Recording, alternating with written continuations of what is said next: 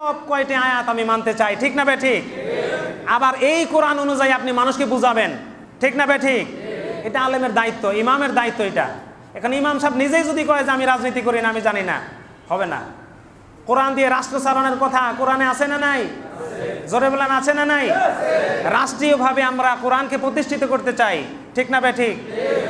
আল্লামা দেলাওয়ার হোসেন সাঈদী সাহেব ইন্তেকাল করলেন, 1 বছর প্লাস হয়ে গেল।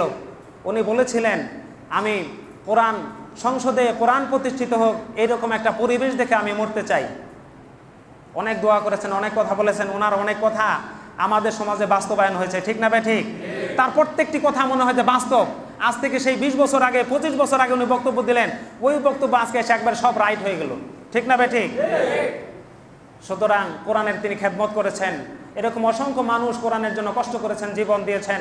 আমরা তাদের শাহাদাত আল্লাহর দরবারে মকবুলিয়াত কবুলিয়াত কামনা করছি। আল্লাহ তাআলা তাদেরকে যেন সেই কোরআনের দায়ী হিসাবে কবুল করেন, শহীদ হিসাবে কবুল করেন, বলেন আমিন। সাথে সাথে আমরা কোরআন মানতে চাই, কোরআন দিয়ে আমরা আমাদের জীবনকে পরিচালিত করতে চাই। আল্লাহ তাআলা যেন আমাদেরকে কবুল করেন, বলেন আমিন। পরিশেষে কোরআনের খাদেম হিসাবে আমাকে যে আল্লাহ তাআলা যেন কবুল করেন, বলেন আমিন। কোরআনের সঠিক কথাগুলো, হক কথাগুলো মানুষের সামনে যেন উপস্থাপন করতে পারি, আল্লাহ যেন সেই তৌফিক দান করেন, বলেন আমিন। সুবহানাল্লাহি ওয়া বিহামদিহি, সুবহানাকাল্লাহুম্মা ওয়া বিহামদিকা, আশহাদু আল্লা ইলাহা ইল্লা আনতা, আস্তাগফিরুকা ওয়া আতুবু ইলাইক। মেহেরবানি করে অন্যান্য শুক্রবারে যেভাবে কালেকশন হতো ওইভাবে একটু মেহেরবানি করে কয়েকজন ভাই উঠে যান, একটু কালেকশন করুন ইনশাআল্লাহ। আর যারা দান করবেন বাবা মায়ের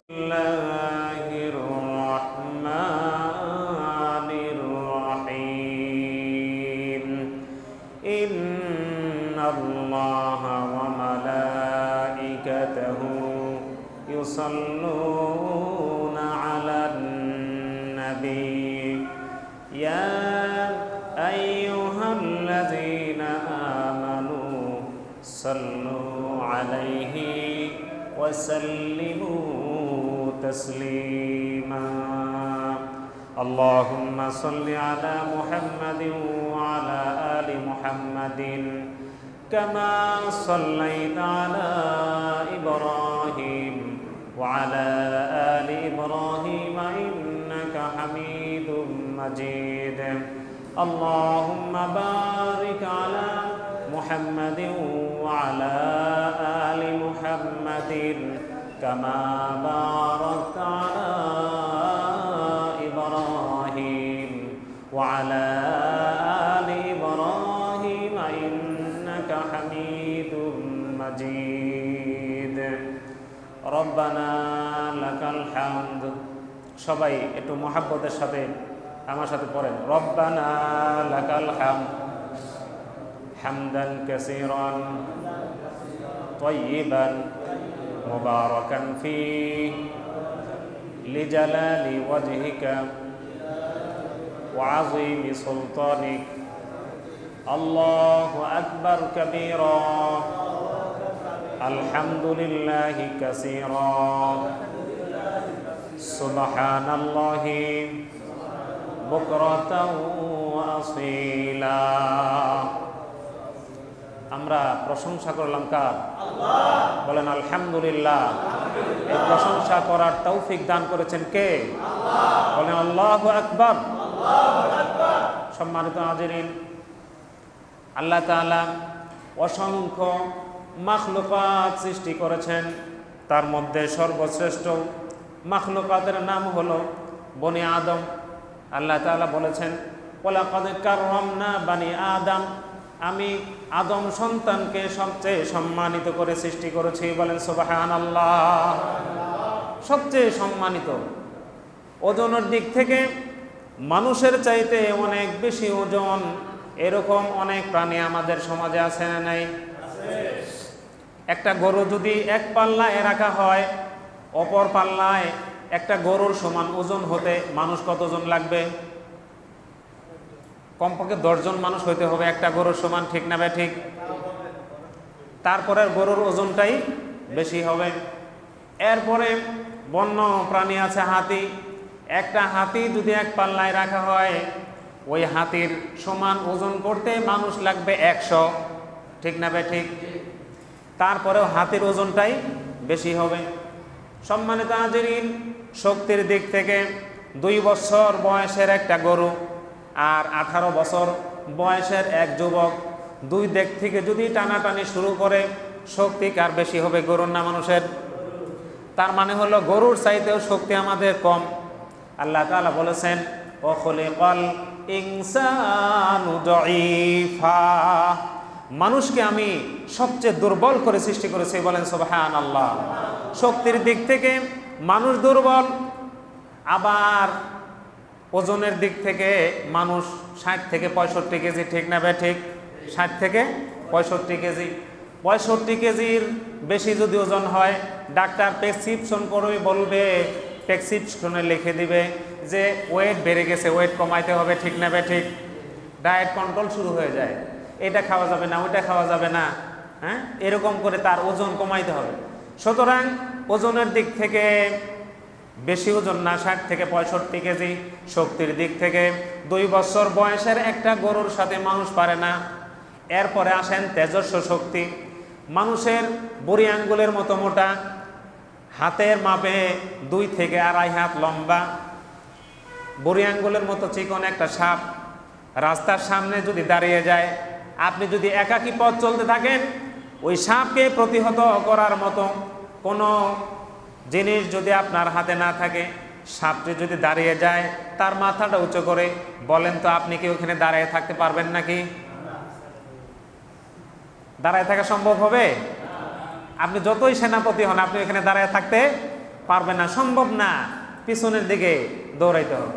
সুতরাং তেজস্ব শক্তির দিক থেকে এই সাপটার ওজন কত কেজি হবে? Half KG. হাফ কেজির বেশি কিন্তু হবে না। সুতরাং হাফ কেজি ওজনের একটা তেজস্ব শক্তি সম্পন্ন একটা সর্প, একটা সাপ মানুষের সামনে যদি মাথা উঁচু করে দাঁড়িয়ে যায়, মানুষ ওখানে থাকতে পারবে না। সুতরাং তেজস্ব শক্তির দিক থেকে মানুষ দুর্বল, শারীরিক শক্তির দিক থেকে দুর্বল, ওজনের দিক থেকে দুর্বল, সব দিক থেকে দুর্বল। কিন্তু আমাদের এই বনে আদমকে সম্মানিত করেছেন কে? বলেন আল্লাহু আকবার। ওয়ালাকাদ কাররামনা বানি আদম, এই বনে আদমকে আল্লাহ তাআলা সৃষ্টি করে বিধান দিয়েছেন কোরআনুল কারীম। কি দিয়েছেন? কোরআনুল কারীম। তার মানে হলো মানুষ এই কোরআনুল কারীমকে ফলো করবে, কোরআনুল কারীমকে অনুসরণ করবে, কোরআনুল কারীমকে মানবে। এই মানার মাধ্যমে মানুষের মর্যাদা আরো বেড়ে যাবে। মানুষ দুনিয়ায় শান্তি পাবে, আখিরাতে শান্তি পাবে। দুনিয়ার ফিতনা ফাসাদ থেকে তাকে আল্লাহ তাআলা সেভ করবেন এবং আখিরাতে তাকে জান্নাত দান করবেন, ঠিক না বে ঠিক?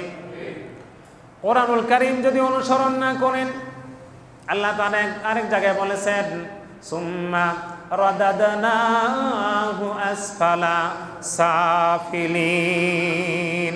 বলেন আল্লাহু আকবার। তার মানে হলো কোরআনুল কারীম আপনি যদি অনুসরণ না করেন, তাহলে আপনাকে নিচুদের চাইতেও নিচে নামিয়ে দিবেন কে? কোরআনুল কারীমের অনুসরণ যদি আপনি না করেন, আপনাকে নিচুদের চাইতেও নিচে নামিয়ে দেওয়া হবে। সম্মানিত হাজিরিন, কোরআনুল কারীমের হুকুমগুলো অমান্য করলে কি হবে, সেই দিকে আমরা একটু আলোচনা করতে চাই। আল্লাহ তাআলা যেন তৌফিক দান করেন, বলেন আমিন। আল্লাহ তাআলা বলেন ইন্নাল্লাযীনা কাযযাবু বিআয়াতিনা ওয়াস্তাকবারু আনহা লা তুফাত্তাহু লাহুম আবওয়াবুস সামাই ওয়া লা ইয়াদখুলুনাল জান্নাতা হাত্তা ইয়ালিজাল জামালু ফি সাম্মিল খিয়াত ওয়া কাযালিকা নাজজিল মুজরিমিন। বলেন আল্লাহু আকবার। ইন্নাল্লাযীনা কাযযাবু বিআয়াতিনা, যারা কোরআনুল কারীমকে অমান্য করবে, কোরআনুল কারীমকে যারা অমান্য করবে, ইন্নাল্লাযীনা কাযযাবু বিআয়াতিনা, কোরআনুল কারীমকে মানুষ অমান্য করে কয়েক ভাবে। নাম্বার 1 হলো কোরআনুল কারীমের কথাগুলো মানতে চায় না। এরকম মানুষ আছে না নাই? কোরআনের কথাগুলো মানতে চায় না, সব ঠিক আছে, কিন্তু কোরআনের যে নির্দেশ এটা মানবে না। আছে না নাই? ইন্নাল্লাযীনা কাযযাবু বিআয়াতিনা, নিশ্চয়ই যারা কোরআনুল কারীমের কথাগুলো অমান্য করবে। আল আয়া, কোরআনুল কারীমের 77টি নাম আছে। কয়টি নাম? 77টি নাম, তার মধ্যে একটা নাম হলো আল আয়া। তার মানে হলো কোরআনুল কারীমের আয়াতগুলোকে যারা মানবে না, অমান্য করবে। এখানে কিন্তু 1 আয়াত 2 আয়াত 3 আয়াত এরকম না। কোরআনুল কারীমের কোনো অংশ কেউ যদি অমান্য করে, অমান্য কিন্তু কয়েক রকমের, একটা হলো মৌখিক, আরেকটা হলো আন্তরিক। মৌখিক তার মানে হলো মুখ দিয়ে অস্বীকার করা, আমি কোরআন মানি না, বলেন নাউজুবিল্লাহ। এরকম মানুষ খুব কমই পাওয়া যায়। আমি কোরআন মানি না ঘোষণা দিয়ে এই কথা বলার মানুষ খুব কমই আছে, কিন্তু আমলের দিক থেকে বাস্তবে সে কোরআন মানে না, কিন্তু মুখ দিয়ে অস্বীকার করে না। মুখ দিয়ে অস্বীকার করে না, কিন্তু বাস্তবে সে কোরআন মানতে চায় না। এরকম সংখ্যার মানুষ অনেক বেশি, ঠিক না ঠিক? বাস্তবে কোরআন মানতে চায় না। অমান্য হলো 2 রকম। ঈদের সিজন আসছে, কুরবানি করছেন, গোশত কিছু ভাগ করে দিয়েছেন, ছেলেকে ডাকছেন, বাবা আব্দুর রহমান এই গোশতগুলো তোমার ফুফুর বাড়িতে নিয়ে দিয়ে আসো। ছেলে বলতেছে আমি পারবো না। আছে না নাই এরকম ছেলে? জোরে বলেন আছে না নাই? বাবার মুখের উপরে ঝাড়ি দিয়ে বলতেছে আমি পারবো না। এটা মান্য করা না অমান্য করা? জোরে বলেন অমান্য করা। আবার কিছু আছে কথা বলে না, কিন্তু সে বাবা এক কাজের নির্দেশ দিয়েছে, সেটা অমান্য করে সে চলে গেল, মুখ দিয়ে বলে না, কিন্তু বাস্তবে সেই কাজটা করে নাই। সুতরাং দোনোটাই অমান্য করি, ঠিক না ঠিক? দোনোজনই অমান্যকারী। এবার আসুন, কোরআনুল কারীমের আয়াতগুলো মানতে চায় না এরকম মানুষ কিন্তু পাওয়া যাবে না। মুখ দিয়ে ঘোষণা করে আমি কোরআন মানি না, এরকম মানুষ পাওয়া যাবে না। কিন্তু এরকম অসংখ্য মানুষ আছে যারা বলে কোরআন আমাদের দ্বারা সম্ভব না, আমরা কোরআন বুঝি না, আমরা কোরআন বুঝবো না। আছে না নাই? জোরে বলেন আছে না নাই? আল্লাহ তাআলা কোরআনুল কারীমকে কাদের জন্য অবতীর্ণ করেছেন? মানুষের জন্য। কাদের জন্য? জোরে বলেন। কোরআন কাদের জন্য? মানুষের জন্য। ওই মানুষের মধ্যে কিছু মানুষ বলতেছে কোরআন আমাদের জন্য না, কোরআন আমরা বুঝবো না, আমাদের দ্বারা কোরআন বোঝা সম্ভব না। আচ্ছা, ডাক্তার যদি কাউকে প্রেসক্রিপশন করে কোনো রোগীকে, রোগীর জন্য অসম্ভব এরকম কোনো প্রেসক্রিপশন ডাক্তার কি করবে? রোগীর জন্য অসম্ভব এরকম কোনো প্রেসক্রিপশন ডাক্তার কি করবে? আপনি খাইতে পারেন না, দিবে ইনজেকশন। কথা সত্য না মিথ্যা? যে রোগী মুখে ট্যাবলেট খাইতে পারে না তাকে ইনজেকশন দিবে, ঠিক না ঠিক? কিন্তু ডাক্তারের উদ্দেশ্য হলো রোগীকে সুস্থ করা, না সুস্থ করা। সুতরাং এ কোরআন হলো মুমিনদের জন্য শিফা। বলেন সুবহানাল্লাহ। আল্লাহ তাআলা বলেন ওয়ানুনাজ্জিলু মিনাল কুরআনি মা হুয়া শিফাউ ওয়া রাহমাতুল লিল মুমিনিন। বলেন আল্লাহু আকবার। কোরআনুল কারীম মুমিনদের জন্য হলো শিফা। ওয়ানুনাজ্জিলু মিনাল কুরআনি মা হুয়া শিফাউ ওয়া রাহমাতুল লিল মুমিনিন। আল্লাহ তাআলা বলেন এ কোরআনুল কারীম আমি আল্লাহ অবতীর্ণ করেছি মুমিনদের জন্য শিফা এবং রহমত স্বরূপ। বলেন সুবহানাল্লাহ। কোরআন হলো মুমিনদের জন্য শিফা এবং রহমত। সুতরাং অসুবিধা হতে পারে, মানুষ মানতে পারবে না, মানুষের দ্বারা মানা সম্ভব না, এরকম কোন বিধান আল্লাহ তাআলা কোরআনুল কারীমে অবতীর্ণ করেনি। বলেন সুবহানাল্লাহ। ঠিক না ভাই? ঠিক। এমন কোন বিধান আল্লাহ তাআলা অবতীর্ণ করে নাই যেটা মানুষের জন্য মানা সম্ভব না। সুতরাং মানুষের জন্য সম্ভব, মানুষের জন্য সহজ এরকম বিধান আল্লাহ তাআলা কোরআনুল কারীমে অবতীর্ণ করেছেন। এখন আমরা যদি বলি যে কোরআন আমাদের দ্বারা মানা সম্ভব না, কোরআন আমরা বুঝি না, এটা আমরা বুঝবো না, এই কথাটা কি কোরআন মানার নাকি অমান্য করার? জোরে বলেন অমান্য করার। এবার আপনি ঘোষণা দেন কোরআন অমান্যকারী কি মুমিন না কাফের? জোরে বলেন কাফের। এরকম কাফের তো ভাই লেবাসওয়ালা, পাঞ্জাবিওয়ালা, দাড়িওয়ালা, টুপিওয়ালা আছে, আছে না নাই? অসংখ্য মানুষ এরকম আছে, লেবাস আছে, লেবাস দেখলে মনে হবে যে পাক্কা মুসলমান, নামাজের মধ্যে গেলে মনে হবে যে তাকে সামনের কাতারে দেয় অথবা সামনে দাঁড় করাই, ইমামতির কাতারে দাঁড়াই দেয়, এরকম মনে হয়, কিন্তু মূলত কোরআন মানতে চায় না, কোরআন মানতে চায় না, এরকম মানুষ আছে না নাই? এরকম মানুষ কম না বেশি? وَنُنَزِّلُ مِنَ الْقُرْآنِ مَا هُوَ شِفَاءٌ وَرَحْمَةٌ لِّلْمُؤْمِنِينَ وَلَا يَزِيدُ الظَّالِمِينَ إِلَّا খাসারা। বলেন আল্লাহু আকবার। জালিম যারা হবে তাদের জন্য কোরআন হবে ক্ষতির কারণ। বলেন নাউজুবিল্লাহ। জালিমদের জন্য কোরআন ক্ষতির কারণ হবে। তার মানে হলো কোরআনুল কারীমের স্পষ্ট আলোচনা যখন শুরু হবে তখন তাদের গায়ে চুলকানি শুরু হবে, জ্বালা যন্ত্রণা শুরু হবে, তারা কিন্তু মানতে চাবে না। ঠিক না ভাই? ঠিক। সম্মানিত হাজিরিন, আল্লাহ তাআলা বলতেছেন ইন্নাল্লাযীনা কাযযাবু বিআয়াতিনা, যারা আমার কোরআনুল কারীমকে মানতে চায় না, গ্রহণ করতে চায় না, বাহ্যিকভাবে অথবা আন্তরিকভাবে, প্রকাশ্যে অথবা অপ্রকাশ্যে, ওয়াস্তাকবারু আনহা, এই অবস্থা থেকে ফিরে আসে না, লা তুফাত্তাহু লাহুম আবওয়াবুস সামাই, তাদের জন্য আমার রহমতের দরজা খুলে দেওয়া হবে না। বলেন নাউজুবিল্লাহ। যারা কোরআন মানতে চায় না, কোরআন থেকে শিক্ষা গ্রহণ করতে চায় না, কোরআন থেকে এলেম যারা নিতে চায় না, ওদের জন্য আল্লাহ রহমতের দরজা বন্ধ। তার মানে কোরআনের হেদায়েত তারা পাবে না।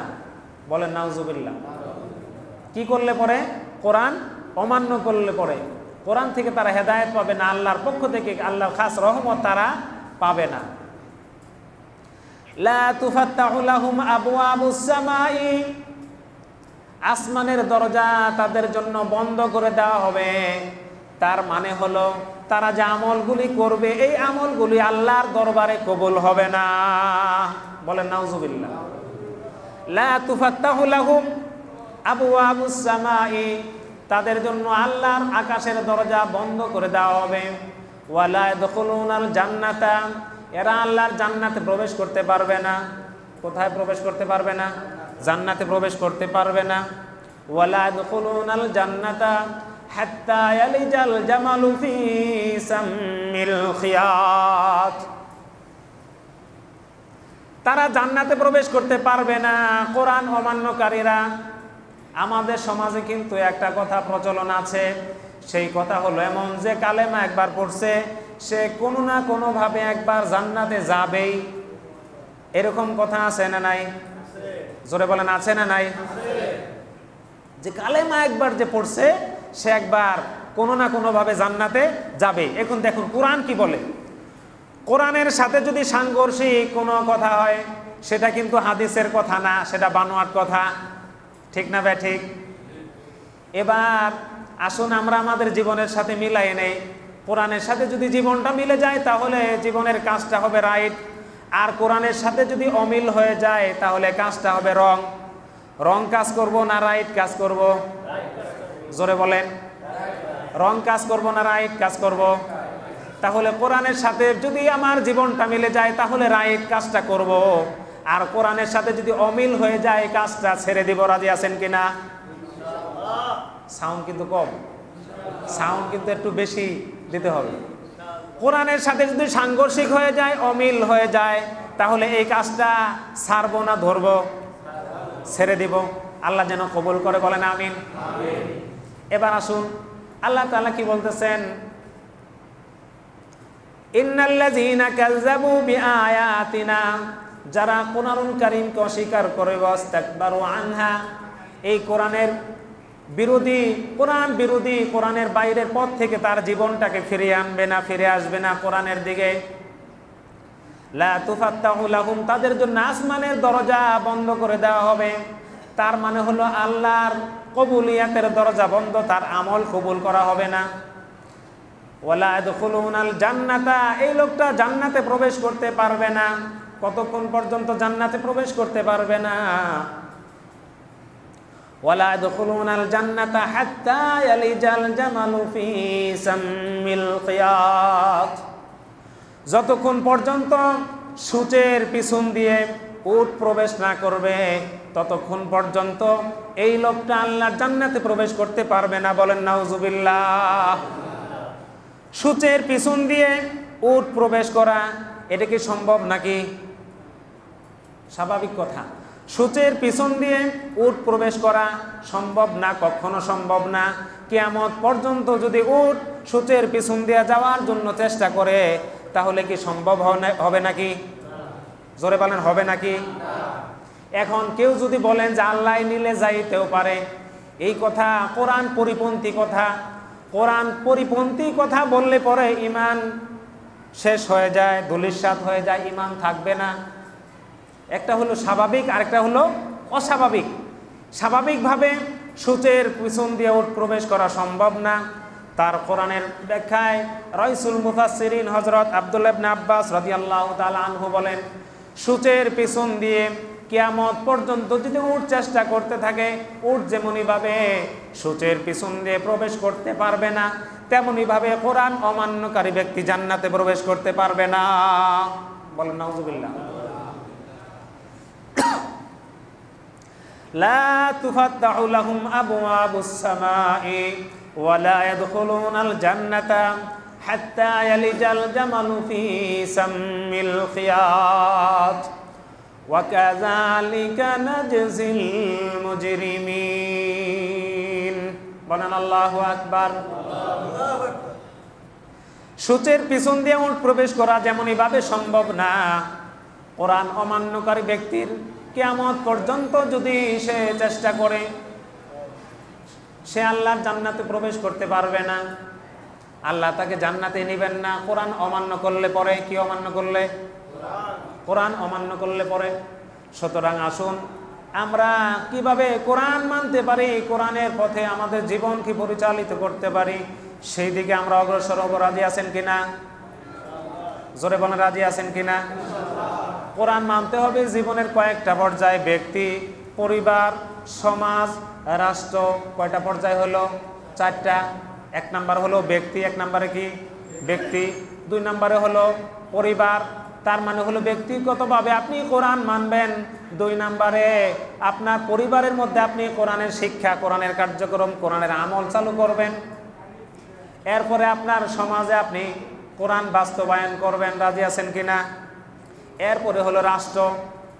কয়টা পর্যায়? জোরে বলেন, কয়টা পর্যায়? কয়টা? 4টা। 1 নাম্বারে কি? ব্যক্তি। 1 নাম্বারে কি? 2 নাম্বারে পরিবার, 3 নাম্বারে সমাজ, 4 নাম্বারে রাষ্ট্র। এখন বলেন কোন পর্যায়ে আপনি কোরআনকে বাদ দিয়ে দিবেন? এমন কোন পর্যায় আছে কি যে এই পর্যায়ে কোরআনকে বাদ দেওয়া যাবে? আছে কি? কাফের হওয়ার জন্য কোরআনের কয়টা আয়াত অমান্য করা যথেষ্ট?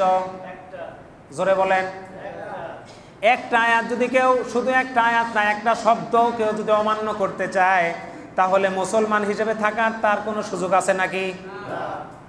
তার মানে হলো কোরআন অমান্য করে কাউকে মুসলমান থাকার সুযোগ নাই। সুতরাং কোরআন মেনেই মুসলমান হিসেবে থাকতে হবে। কোরআন অমান্যকারী মুসলমান হিসেবে থাকতে পারবে না। আসুন আল্লাহ তাআলা আরেক জায়গায় কি বলেন? আল্লাযীনা আতাইনাহুমুল কিতাবা ইয়াতলুনাহু হাক্কা তিলাওয়াতি উলাইকা ইউমিনুনা বিহি ওয়া মান ইয়াকফুর বিহি ফাউলাইকা হুমুল খাসিরুন। বলেন আল্লাহু আকবার। আল্লাযীনা আতাইনাহুমুল কিতাবা ইয়াতলুনাহু হাক্কা তিলাওয়াতি, যারা কোরআনুল কারীমের হক আদায় করে কোরআন তেলাওয়াত করবে। কোরআনুল কারীমের হক আদায় করে যারা কোরআন তেলাওয়াত করবে, উলাইকা ইউমিনুনা বি, আমার আল্লাহ বলেন তারাই হলো ঈমানদার। যারা কোরআনের হক আদায় করে কোরআন তেলাওয়াত করবে না, তারা কখনো ঈমানদার হতে পারবে না। কোরআনের হক যারা আদায় করবে না, তারা কিন্তু ঈমানদার হতে পারবে না। কোরআনের হক যারা আদায় করবে তারাই কিন্তু ঈমানদার। আল্লাযীনা আতাইনাহুমুল কিতাবা ইয়াতলুনাহু হাক্কা তিলাওয়াতি, কোরআনের হক আদায় করার অর্থ করেছেন 5টি মুফাসসিরিনে কেরাম। রাইসুল মুফাসসিরিন হযরত আব্দুল্লাহ ইবনে আব্বাস রাদিয়াল্লাহু তাআলা আনহু, সাহাবীদের মধ্যে সবচাইতে বেশি কোরআন বুঝনেওয়ালা সাহাবী ছিলেন। বলেন সুবহানাল্লাহ। নাম হলো হযরত আব্দুল্লাহ ইবনে আব্বাস রাদিয়াল্লাহু তাআলা আনহু। মানুষ ছিলেন খাটো। কিরকম সাইজের ছিলেন? খাটো ছিলেন। একবার এক সাহাবীর বাড়িতে আব্দুল্লাহ ইবনে আব্বাস রাদিয়াল্লাহু তাআলা আনহু সহ কয়েকজন সাহাবীকে নিয়ে রাসূলুল্লাহ সাল্লাল্লাহু আলাইহি ওয়াসাল্লাম গেলেন এক সাহাবীর বাড়িতে, অসুস্থ সাহাবী তাকে দেখার জন্য। বলেন সুবহানাল্লাহ। আপনারা তো অসুস্থ হলে খালি ফোনে খোঁজ খবর নেই, দেখতে যাই না। অসুস্থ রোগীকে দেখতে যাওয়া এটা একটা সুন্নত। বলেন সুবহানাল্লাহ। আপনি যদি অসুস্থ রোগীকে দেখতে যান, আপনার পিছনের সমস্ত গুনাহ খাতাগুলো আল্লাহ তাআলা মাফ করে দিবেন। যতক্ষণ পর্যন্ত ওই বাড়ির থেকে আপনি ফেরত না আসবেন, ততক্ষণ পর্যন্ত আল্লাহর রহমতের ফেরেশতা আপনার জন্য দোয়ায়ে মাগফিরাত কামনা করতে থাকবে। বলেন সুবহানাল্লাহ। তাহলে রোগীকে দেখতে যাওয়ার মধ্যে সওয়াব আছে না নাই? আমরা দেখতে যাব কি যাব না? ওই ফোনে হাই হ্যালো বলে শেষ করে দিয়ে না, দেখতে যাবেন, সশরীরে যাবেন। এই হ্যালো বললে তো আর ওই সওয়াবটা পাওয়া যাবে না, যাবে কি? তাহলে আমরা রোগী দেখতে যাব, এটা একটা সুন্নত। আল্লাহ তাআলা যেন কবুল করেন, বলেন আমিন। এরপরে দেখুন, আব্দুল্লাহ ইবনে আব্বাস রাদিয়াল্লাহু তাআলা আনহুকে নিয়ে রাসূলুল্লাহ সাল্লাল্লাহু আলাইহি ওয়াসাল্লাম গেলেন ওই সাহাবীর বাড়িতে। সাহাবী উঠে বসলেন, দাঁড়াইলেন, স্বাভাবিক চলাফেরা করতেছেন। বলতেছেন, ইয়া রাসূলুল্লাহ, আপনি যদি খেজুরের গাছ থেকে কিছু খেজুর পাড়ার ব্যবস্থা করে দেন এবং সেখান থেকে যদি কিছু আপ্যায়ন গ্রহণ করেন, আমি খুব খুশি হব। বলেন সুবহানাল্লাহ। মেহমান বাড়িতে গেলে আপ্যায়ন করা ছাড়া ফেরত না দেওয়া, এটা আরেকটা সুন্নাত। বলেন সুবহানাল্লাহ। তো সাহাবীদের অভ্যাস ছিল এরকম যে তারা কাউকে আপ্যায়ন গ্রহণ করা ছাড়া ফেরত যাইতে দিতেন না। তো সাহাবী বললেন, ইয়া রাসূলুল্লাহ, আপনি আমার আপ্যায়ন গ্রহণ করুন খেজুর গাছ থেকে। খেজুর পাড়ার আমার তো কোনো শক্তি নাই, আর আমার কোনো লোকও নাই। আপনি যদি কষ্ট মনে না করেন, তাহলে আপনার সাথে যারা আছে এদের মধ্য থেকে কেউ যদি গাছে ওঠে কিছু খেজুর পারে আর খেজুর যদি গ্রহণ করে, আমি ধন্য হব, আমি খুশি হব। বলেন সুবহানাল্লাহ। সাহাবীদের মধ্য থেকে আল্লাহ রাসূল সাল্লাল্লাহু আলাইহি ওয়াসাল্লাম জিজ্ঞেস করলেন, তোমাদের মধ্যে কে আছো যে তোমরা গাছে উঠতে পারো? রাইসুল মুফাসসিরিন হযরত আব্দুল্লাহ ইবনে আব্বাস রাদিয়াল্লাহু তাআলা আনহু বলেন, ইয়া রাসূলুল্লাহ, আমি গাছে উঠতে পারি। রাসূলুল্লাহ সাল্লাল্লাহু আলাইহি ওয়াসাল্লাম তাকে গাছে উঠিয়ে দিলেন, বললেন যে গাছে ওঠো। খেজুর গাছে। কি গাছে? জোরে বলেন, কি গাছে? খেজুর গাছে উঠছে খেজুর পাড়ার জন্য। খাটো মানুষ যখন একটু ব্যতিক্রম কাজ করে বা বেশি কাজ করে, বিশেষ করে যারা লম্বা মানুষ, তারা একটু ক্রিটিসাইজ করার জন্য বা একটু ব্যঙ্গ করার জন্য চেষ্টা করে। করে কি করে না? জোরে বলেন, করে কি করে না? আচ্ছা বলেন তো, খাটো মানুষের বুদ্ধি বেশি নাকি লম্বা মানুষটার বুদ্ধি বেশি? জোরে বলেন, সত্যি কথা বলেন।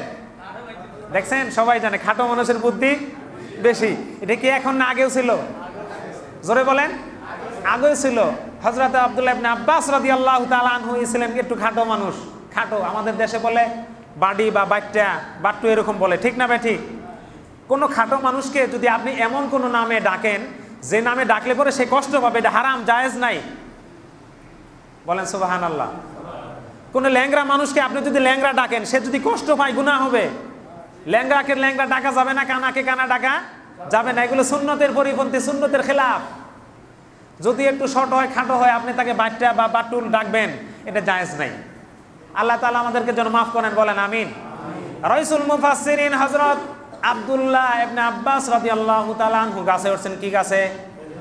জোরে বলেন, খেজুর গাছে উঠছে খেজুর পাড়ার জন্য। এবার নিচ থেকে কয়েকজন সাহাবী হাসাহাসি করতেছে এবং হেসে দিছে হযরত আব্দুল্লাহ ইবনে ওমর রাদিয়াল্লাহু তাআলা আনহু। হযরত ওমর রাদিয়াল্লাহু তাআলা আনহু এখানে ছিলেন।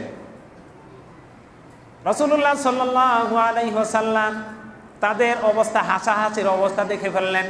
দেখে ধমক দিলেন একটা। ছাত্রদের মধ্যে একটু পারাপারি করলে, একটু দুষ্টামি করলে শিক্ষক ধমক দেয় কি দেয় না? জোরে বলেন, দেয় কি দেয় না? সাহাবায়ে কেরামের শিক্ষক ছিলেন কে? আল্লাহ রাসূল সাল্লাল্লাহু আলাইহি ওয়াসাল্লাম। তাহলে শিক্ষক হিসেবে উনার ধমক দেওয়ার অথরিটি আছে না নাই? জোরে বলেন, আছে না নাই? সাধারণ শিক্ষকের মতো না বেশি? অনেক বেশি। রাসূলুল্লাহ সাল্লাল্লাহু আলাইহি ওয়াসাল্লাম ধমক দিলেন সাহাবীদেরকে। বলেন, তোমরা কাকে নিয়ে ব্যঙ্গ করতেছো জানো? জানো কে? কাকে নিয়ে তোমরা হাসাহাসি করতেছো? আমার উম্মতের মধ্যে কিয়ামত পর্যন্ত যত কোরআনুল কারীমের মুফাসসির আসবে, কিয়ামত পর্যন্ত, এখন থেকে শুরু করে কিয়ামত পর্যন্ত, কোন পর্যন্ত? কিয়ামত পর্যন্ত যত কোরআনের মুফাসসির আসবে সবার থেকে কোরআন বুঝনেওয়ালা আমার আব্দুল্লাহ ইবনে আব্বাস রাদিয়াল্লাহু তাআলা আনহু, বলেন সুবহানাল্লাহ। কিয়ামত পর্যন্ত যত সাহাবী, যত মুফাসসির, যত কোরআনের বিশ্লেষক, গবেষক আসবে, সবচাইতে বেশি কোরআন যিনি বুঝতেন তিনি হলেন হযরত আব্দুল্লাহ ইবনে আব্বাস রাদিয়াল্লাহু তাআলা আনহু, বলেন সুবহানাল্লাহ। বেশি কোরআন বুঝনেওয়ালা সাহাবীর নাম কি? হযরত আব্দুল্লাহ ইবনে আব্বাস রাদিয়াল্লাহু তাআলা আনহু। নামটা মনে রাখবেন, নাম কি? হযরত আব্দুল্লাহ ইবনে আব্বাস রাদিয়াল্লাহু তাআলা আনহু। এখন কোরআন ব্যাখ্যা বিশ্লেষণ করতে যে যদি আমরা আব্দুল্লাহ ইবনে আব্বাস রাদিয়াল্লাহু তাআলা আনহুর যে বর্ণনা ওইটা সামনে আনি তাহলে আমাদের তাফসীরটা বেশি সুন্দর হবে, ঠিক না ঠিক? হযরত আব্দুল্লাহ ইবনে আব্বাস রাদিয়াল্লাহু তাআলা আনহু বলেন, কোরআনুল কারীমের হক আদায়ের অর্থ হলো 5টি, বলেন সুবহানাল্লাহ। কে বলেছেন?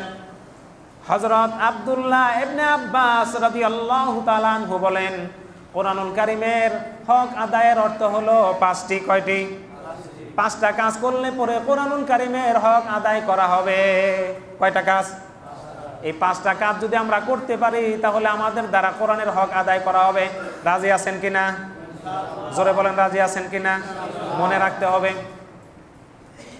আল্লাযীনা আতাইনাহুমুল কিতাবা ইয়াতলুনাহু হাক্কা তিলাওয়াতিহি উলাইকা ইউমিনুনা বিহি ওয়া মান ইয়াকফুর বিহি। তাহলে নাম্বার 2 হলো কোরআনের অর্থ বুঝতে হবে। আল্লাহ তাআলা বলেন, আফালা তাকিলুন আম আলা কুলুবিন আকফালুহা আফালা ইয়াতাদাব্বারুনাল কুরআন আম আলা কুলুবিন আকফালুহা। আল্লাহ তাআলা বলেন, কোরআনুল কারীমকে আমি আল্লাহ অবতীর্ণ করেছি তোমাদেরকে বোঝার জন্য, বলেন সুবহানাল্লাহ। কিসের জন্য? বোঝার জন্য। চুরি করলে হাত কেটে দিতে হবে, এটা কোরআনে আছে না নাই? জেনা করলে তাকে পাথরের আঘাত করতে হবে, কোরআনে আছে না নাই? চুরি করলে পরে হাত কাটিয়ে দিতে হবে, এই কথাগুলো কোরআনে আছে। এই বিষয়গুলো আপনি কোরআনের অর্থ পড়লে পরেই বুঝবেন, অর্থ না পড়লে বোঝা যাবে কি? অর্থ না পড়লে বোঝা যাবে? বোঝা যাবে না। এই জন্য অর্থ সহ পড়তে হবে। রাজি আছেন কিনা? অর্থ সহ পড়বেন, সওয়াবের দিক থেকেও বেশি। আল্লাহ তাআলা কোরআনুল কারীমের আরেক জায়গায় বলেছেন, ওয়ালাকাদ ইয়াসসারনাল কুরআনা লিয-যিকরি ফাহাল মিন মুদ্দাকির। বলেন আল্লাহু আকবার। এই কোরআনকে আমি আল্লাহ তোমাদের বোঝার জন্য অবতীর্ণ করেছি। কোরআন বোঝার মতো তোমাদের মধ্যে আছে কি কেউ? তোমরা কি কোরআন বুঝতে চাও? তার মানে হলো কোরআনুল কারীমকে বোঝার জন্য আল্লাহ তাআলা অবতীর্ণ করেছেন। কোরআন বোঝা দরকার। রাইসুল মুফাসসিরিন হযরত আব্দুল্লাহ ইবনে আব্বাস রাদিয়াল্লাহু তাআলা আনহু বলেন, যারা কোরআন বুঝবে না, কোরআন না বুঝলে পরে সে ঈমানদার হতে পারবে না। ঈমানদার হওয়ার জন্য শর্ত হলো কোরআন বোঝা, যতটুকু পারেন বোঝার চেষ্টা করা। আল্লাযীনা আতাইনাহুমুল কিতাবা ইয়াতলুনাহু হাক্কা তিলাওয়াতিহি উলাইকা ইউমিনুনা বিহি। যারা কোরআন বুঝে কোরআন তেলাওয়াত করবে তারাই হলো ঈমানদার। নাম্বার 3 হলো এই কোরআনের অর্থ পড়ে আপনি যেটা বুঝলেন, কোরআনুল কারীমের অর্থ পড়ে আপনি যেটা বুঝলেন, এই বুঝ অনুযায়ী আপনাকে আমল করতে হবে। তাহলে নাম্বার 1 হলো সহিহ তেলাওয়াত, সুন্দর তেলাওয়াত। নাম্বার 2 হলো কোরআন বুঝা। নাম্বার 3 হলো কোরআন বুঝে যেটা আপনি বুঝলেন ওইটা মানা। নাম্বার 4 হলো কোরআনুল কারীমের প্রতি পূর্ণ বিশ্বাস রাখা। বলেন সুবহানাল্লাহ। পূর্ণ বিশ্বাস রাখা। এখন আপনি যদি মনে করেন কোরআনুল কারীমের আইন দিয়ে আজ থেকে 1400 বছর আগে তো চলতো, এখন নব্য যুগে, এই যুগে কোরআন মানা, কোরআনের আইন দিয়ে রাষ্ট্র চালানো, কোরআনের আইন দিয়ে সমাজ ব্যবস্থা চালানো সম্ভব না, এই কথা যদি আপনি বলেন অথবা এই বিশ্বাস যদি আপনি রাখেন, আপনি ঈমানদার হতে পারবেন না, আপনি ঈমানদার না। এরকম মুনাফিক মার্কা মুসলমান আমাদের সমাজে আছে না নাই? জোরে বলেন, আছে না নাই? লেবাস আছে কিন্তু ইমানটা নাই, লেবাস আছে ইমানটা নাই। যদি এই কথা কেউ বিশ্বাস করে বা বলে যে কোরআন দিয়ে এই যুগে এই সমাজে সমাজ পরিচালনা করা, রাষ্ট্র পরিচালনা করা, এটা সম্ভব না, এই না কথাটা বললে আপনার ইমান গেল। বলেন নাউজুবিল্লাহ। আল্লাহ তাআলা আমাদের ইমানকে যেন হেফাজত করেন, বলেন আমিন। আল্লাযীনা আতাইনাহুমুল কিতাবা ইয়াতলুনাহু হাক্কা তিলাওয়াতি উলাইকা ইউমিনুনা বি। যারা হক আদায় করবে তার মানে হলো যারা ব্যক্তিগত জীবন, পারিবারিক জীবন, সামাজিক জীবন, রাষ্ট্রীয় জীবন, জীবনের সকল ক্ষেত্রে কোরআনকে যারা মেনে চলবে তারাই হলো ঈমানদার। আর যারা জীবনের কোনো ক্ষেত্রে কোরআনকে মানবে না, কোরআন গ্রহণ করবে না, তারা ঈমানদার হতে পারবে না। উলাইকা ইউমিনুনা বি ওয়া মান ইয়াকফুর বিহি ফাউলাইকা হুমুল খাসিরুন। বলেন আল্লাহু আকবার। ওয়া মান ইয়াকফুর বিহি, যারা অস্বীকার করবে জীবনের কোনো ক্ষেত্রে, ব্যক্তিগত জীবন, পারিবারিক জীবন, সামাজিক জীবন, রাষ্ট্রীয় জীবন, জীবনের কোনো ক্ষেত্রে কোরআনকে অমান্য করবে, ওয়া মান ইয়াকফুর বিহি, তারা এটাকে অস্বীকার করলো, ওয়া মান ইয়াকফুর বিহি, আর যারা অস্বীকার করলো জীবনের কোনো ক্ষেত্রে, ফাউলাইকা হুমুল খাসিরুন, আর তারাই হলো ক্ষতিগ্রস্ত। বলেন নাউজুবিল্লাহ। খাসিরাদ দুনিয়া ওয়াল আখিরাহ যালিকা হুয়াল খুসরানুল মুবিন। তারা দুনিয়াতেও ক্ষতিগ্রস্ত, আখিরাতেও ক্ষতিগ্রস্ত। ক্ষতিগ্রস্ত কয় জায়গায়? জোরে বলেন কয় জায়গায়? দুনিয়াতে এবং আখিরাতে। খাসিরাদ দুনিয়া ওয়াল আখিরাহ যালিকা হুয়াল খুসরানুল মুবিন। তারা ক্ষতিগ্রস্ত হবে দুই জায়গায়, দুনিয়াতে এবং আখিরাতে। এখন প্রশ্ন হলো যে হুজুর, আমরা তো দেখি যারা কোরআন মানে না এরাই তো ভালো চলে, এরকম কথা আছে না নাই? যে যারা মিথ্যা কথা বলে, ধোঁকাবাজি করে, তারাই তো ভালো চলতেছে, দিব্যি ভালো চলতেছে, এরকম কথা অনেক সময় কিন্তু অনেকেই বলে। দুনিয়ার ক্ষতিটা কোন ক্ষতি? খাসিরাদ দুনিয়া ওয়াল আখিরাহ। দুনিয়ার বিল্ডিং, দুনিয়ার গাড়ি বাড়ি, এগুলো পাওয়াই কিন্তু সফলতা না। দুনিয়ার সফলতা হলো দুনিয়ায় ইমানদার হওয়া। বলেন সুবহানাল্লাহ। দুনিয়ার সফলতা হলো ইমানে। কিসে? জোরে বলেন। ইমান থাকা, ইমানের উপরে চলতে পারা, এটা হলো দুনিয়ার সফলতা। আর আখিরাতের সফলতা হলো জান্নাত পাওয়া। বলেন সুবহানাল্লাহ। কিন্তু আমরা কিন্তু এটা দেখি না, আমরা দেখি বাড়ি আছে কার, গাড়ি আছে কার, যথেষ্ট টাকা পয়সা আছে কার, এই মনে হয় সফল। কিন্তু কোরআনুল কারীমে আল্লাহ তাআলা বলেছেন না না, সফল হলো ওই ব্যক্তি যেই ব্যক্তি ইমানদার। যে ব্যক্তি কি? ইমানদার। এই ব্যক্তি হলো দুনিয়ায় সফল। যে ব্যক্তির ইমান আছে এবং ইমানের উপর চলে, ইমানের দাবি অনুযায়ী সে তার জীবনকে পরিচালিত করে, এই ব্যক্তি হলো সফল। বলেন সুবহানাল্লাহ। তাহলে আমরা কি দুনিয়ার চাকচিক্য, টাকা পয়সা এগুলো চাই না, ইমান চাই? জোরে বলেন। সাউন্ড কিন্তু কমে গেছে। দুনিয়ার চাকচিক্য, টাকা পয়সা এগুলো চাই না, ইমান চাই? জোরে বলেন কি চাই? ইমান চাওয়ার জন্য শর্ত হলো থাকতে হবে কোরআনের উপরে। কিসের উপরে? কোরআনের বাইরে একটু যদি চলে যান, কোরআনের একটা আয়াত থেকে যদি আপনার জীবন ছুটে যায়, ইমান কিন্তু থাকবে না। আর আপনি যদি ইমানদার হন, টাকা পয়সা, বাড়ি গাড়ি আসতেও পারে, নাও আসতে পারে। আপনি জীবনে সুস্থও হতে পারেন, অসুস্থও থাকতে পারেন। আপনার জীবনে সুখ আসতেও পারে, নাও আসতে পারে। আপনার জীবনের বেশিরভাগ সময় জেলখানায়ও কাটতে পারে, আবার বাহিরেও কাটতে পারে। এটা কার ইচ্ছা? জোরে বলেন কার ইচ্ছা? আপনাকে ভালো রাখবে না খারাপ রাখবে, এটা কার ইচ্ছা? কিন্তু সফলতা হলো ইমানের উপর। কিসের উপর? ইমানের উপর হলো সফল। খাসিরাদ দুনিয়া ওয়াল আখিরাহ যালিকা হুয়াল খুসরানুল মুবিন। যারা ইমানদার হতে পারবে না, কোরআনের উপর যারা তাদের জীবনকে চালাইতে পারবে না, খাসিরাদ দুনিয়া ওয়াল আখিরাহ, তারা দুনিয়াতেও ক্ষতিগ্রস্ত, আখিরাতেও ক্ষতিগ্রস্ত। দুনিয়ার ক্ষতিগ্রস্ত মানে হলো তারা ইমানের পথে চলতে পারবে না, ইমানের পথে চলতে পারবে না, তারাই হলো ক্ষতিগ্রস্ত। আর আখিরাতের ক্ষতিগ্রস্ত হলো তারা জান্নাত পাবে না। তা আসুন সম্মানিত হাজিরিন, দুনিয়ার ক্ষতির থেকে বাঁচতে চাই, বলেন আমিন। থাকতে হবে ইমানের উপরে। কিসের উপরে? টাকা কিন্তু আসতেও পারে, নাও আসতে পারে, বাড়ি গাড়ি আসতেও পারে, নাও আসতে পারে, কিন্তু ইমান লাগবে। কিন্তু আমরা ব্যাখ্যা করতে যাই বলে যে হুজুর অমুকের টাকা আছে, পয়সা আছে, সে আছে, আমরা দেখতেছি ভালো চলতেছে না। আমার আল্লাহ বলতেছেন যে কোরআন থেকে যার জীবনকে আলাদা করে ফেলবে সে ইমানের উপর চলতে পারবে না। আর যিনি ইমানের উপর চলতে পারবেন না তিনি দুনিয়াতেও ক্ষতিগ্রস্ত, আখিরাতেও ক্ষতিগ্রস্ত। তো সম্মানিত হাজিরিন,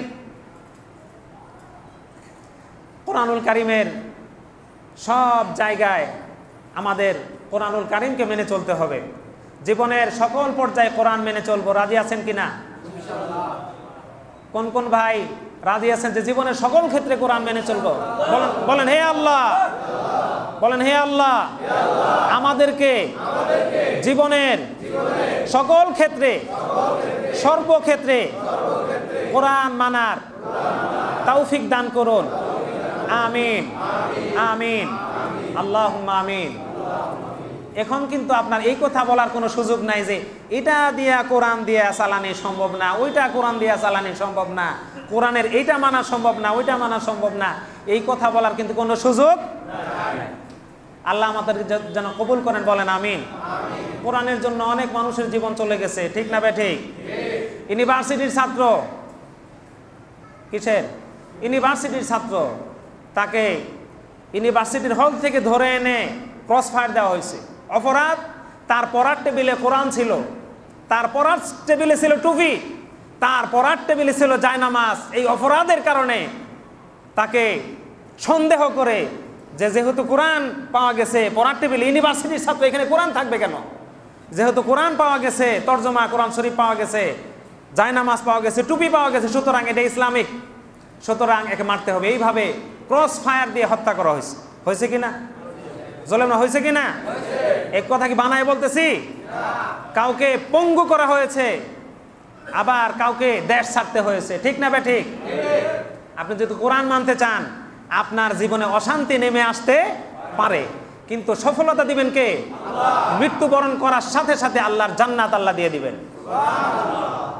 আর যদি কোরআন বিরোধী যারা, তাদেরকে যদি আপনি সাপোর্ট করেন, সমর্থন করেন, তাদের পথে যদি আপনি চলেন বা চালিত হন, আপনার দুনিয়ার জীবনে বিল্ডিং হতে পারে, টাকা হতে পারে, বাড়ি গাড়ি হতে পারে, কিন্তু আল্লাহর জান্নাত আপনি পাবেন না। সম্মানিত হাজিরিন, দুনিয়ার সুখটাই বড় সুখ না। আসুন আমরা আখিরাতের জন্য দুনিয়াকে বিসর্জন দেই। আল্লাহ যেন কবুল করেন, বলেন আমিন। অসংখ্য ঘটনা আপনাদের সামনে আছে। আপনারা সবাই এখানে সামাজিক মানুষ, এই সমাজের সাথে, এই রাষ্ট্রের সাথে আপনাদের সম্পর্ক আছে, ঠিক না ঠিক? কিছু মানুষ আছে বলে যে আমি কোনো রাজনীতি করি না, বলে কি বলে না? জোরে বলেন, বলে করে কি করে না? এরকম কথা বলে এবং আসলেই কাজটা করে। আমি রাজনীতি করি না, রাজনীতির সাথে আমার কোনো সম্পর্ক নাই। মনে রাখবেন, আপনি যদি রাজনীতির সাথে কোনো সম্পর্ক না রাখেন, রাজনীতি আপনার সাথে সম্পর্ক রাখবে, ঠিক না ঠিক? আপনি এই দেশের নাগরিক, এটা তো আপনি অস্বীকার করার কোনো সুযোগ নাই, আছে কি? রাষ্ট্রের ভালো হলে আপনারও ভালো, রাষ্ট্রের ক্ষতি হলে আপনারও ক্ষতি। রাষ্ট্রের কর্মকর্তারা যদি চোর হয়, ওই ক্ষতির প্রভাব আপনার উপর পড়বে কি পড়বে না? রাষ্ট্রের যারা দায়িত্বশীল এরা যদি মুমিন হয়, মুত্তাকি হয়, পরহেজগার হয়, ওটার ভালো প্রভাব আপনার উপর নাগরিক হিসাবে পড়বে কি পড়বে না? আপনার এই কথা বলার কোনো সুযোগ নাই যে আমি রাজনীতি করি না। রাসূলুল্লাহ সাল্লাল্লাহু আলাইহি ওয়াসাল্লাম রাজনীতি করছেন কি করেন নাই? 750-র উপরে আয়াত আছে কোরআনে রাজনীতির, 750-র উপরে কোরআনের আয়াত আছে রাজনীতির। আপনি যদি বলেন যে আমি রাজনীতি করি না, তাহলে 750 কোরআনের আয়াতকে অস্বীকার করা হলো, অমান্য করা হলো। ঈমান থাকে কিভাবে এই লোকটার? যদি কোনো ইমাম সাহেব বলে যে আমি রাজনীতি করি না, এই লোকটার পিছনে নামাজ কিভাবে হবে? 750 আয়াত অমান্য করার পরেও আপনি তার পিছনে কিভাবে সেজদা করবেন? কোরআনের একটা আয়াত কেউ যদি অস্বীকার করে, তার পেছনে কি সেজদা করা যাবে? জোরে বলেন, যাবে কি? কোরআনের একটা আয়াত কেউ যদি অস্বীকার করে, তার পিছনে কি নামাজ পড়বেন? পড়া যাবে কি? এখন কেউ যদি বলে যে আমি রাজনীতি করি না, রাজনীতির সাথে আমার কোনো সম্পর্ক নাই, এই ইমামের পিছনে কি নামাজ হবে? জোরে বলেন, হবে? সাউন্ড কমে গেছে যে হুজুর এগুলো আবার কি কয়? 700-র উপরে আয়াত আছে রাজনীতির। কত আয়াত? জোরে বলেন। এখন আপনি যদি বলেন আমি রাজনীতি করি না, তাহলে এই 700 আয়াত আপনি অস্বীকার করে দিলেন। আপনি আলেম হিসাবে, ইমাম হিসাবে আপনার দায়িত্ব হলো কোরআনের সব কয়টি আয়াত আমি মানতে চাই, ঠিক না বে ঠিক? আবার এই কোরআন অনুযায়ী আপনি মানুষকে বুঝাবেন, ঠিক না বে ঠিক? এটা আলেমের দায়িত্ব, ইমামের দায়িত্ব এটা। এখন ইমাম সাহেব নিজেই যদি কয় যে আমি রাজনীতি করি না, আমি জানি না, হবে না। কোরআন দিয়ে রাষ্ট্র চালানোর কথা কোরআনে আছে না নাই? জোরে বলেন, আছে না নাই? রাষ্ট্রীয়ভাবে আমরা কোরআনকে প্রতিষ্ঠিত করতে চাই, ঠিক না বে ঠিক? আল্লামা দেলাওয়ার হোসেন সাঈদী সাহেব ইন্তেকাল করলেন, 1 বছর প্লাস হয়ে গেল। উনি বলেছিলেন আমি কোরআন সংসদে কোরআন প্রতিষ্ঠিত হোক এইরকম একটা পরিবেশ দেখে আমি মরতে চাই। অনেক দোয়া করেছেন, অনেক কথা বলেছেন, ওনার অনেক কথা আমাদের সমাজে বাস্তবায়ন হয়েছে, ঠিক না বে ঠিক? তার প্রত্যেকটি কথা মনে হয় যে বাস্তব। আজ থেকে সেই 20 বছর আগে, 25 বছর আগে উনি বক্তব্য দিলেন, ওই বক্তব্য আজকে এসে একবার সব রাইট হয়ে গেল, ঠিক না বে ঠিক? সুতরাং কোরআনের তিনি খেদমত করেছেন। এরকম অসংখ্য মানুষ কোরআনের জন্য কষ্ট করেছেন, জীবন দিয়েছেন। আমরা তাদের শাহাদাত আল্লাহর দরবারে মকবুলিয়াত, কবুলিয়াত কামনা করছি। আল্লাহ তাআলা তাদেরকে যেন সেই কোরআনের দায়ী হিসাবে কবুল করেন, শহীদ হিসাবে কবুল করেন, বলেন আমিন। সাথে সাথে আমরা কোরআন মানতে চাই, কোরআন দিয়ে আমরা আমাদের জীবনকে পরিচালিত করতে চাই। আল্লাহ তাআলা যেন আমাদেরকে কবুল করেন, বলেন আমিন। পরিশেষে কোরআনের খাদেম হিসাবে আমাকে যে আল্লাহ তাআলা যেন কবুল করেন, বলেন আমিন। কোরআনের সঠিক কথাগুলো, হক কথাগুলো মানুষের সামনে যেন উপস্থাপন করতে পারি, আল্লাহ যেন সেই তৌফিক দান করেন, বলেন আমিন। সুবহানাল্লাহি ওয়া বিহামদিহি, সুবহানাকাল্লাহুম্মা ওয়া বিহামদিকা, আশহাদু আল্লা ইলাহা ইল্লা আনতা, আস্তাগফিরুকা ওয়া আতুবু ইলাইক। মেহেরবানি করে অন্যান্য শুক্রবারে যেভাবে কালেকশন হতো ওইভাবে একটু মেহেরবানি করে কয়েকজন ভাই উঠে যান, একটু কালেকশন করুন ইনশাআল্লাহ। আর যারা দান করবেন, বাবা মায়ের